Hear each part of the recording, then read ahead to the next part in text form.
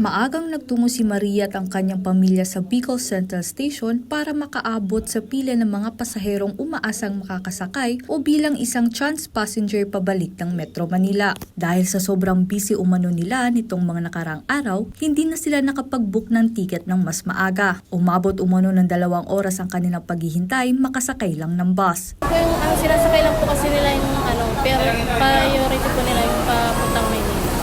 Pero sabi mo po, isisingit po kami.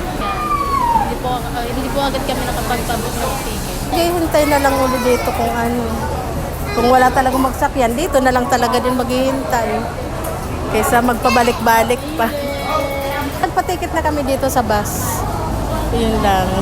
Walang reservation dito na diretsyo. Fully book na rin ang biyahe ng ilang bus company pabalik ng Metro Manila kaya maraming mga pasahero ang umaasa sa extra buses. Marami.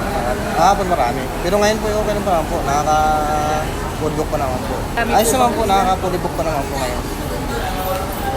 Kasi medyo mabagal-bagal po ngayon. Hindi katulad kahapon. Tiniyak ng bus company na may mga extra buses na masasakyan ng mga pasahero pabalik ng Metro Manila. Inaasahan hanggang ngayong linggo ang dagsa ng biyaherong pabalik ng Metro Manila pagkatapos ng Semana Santa. Sam Alano, CSN.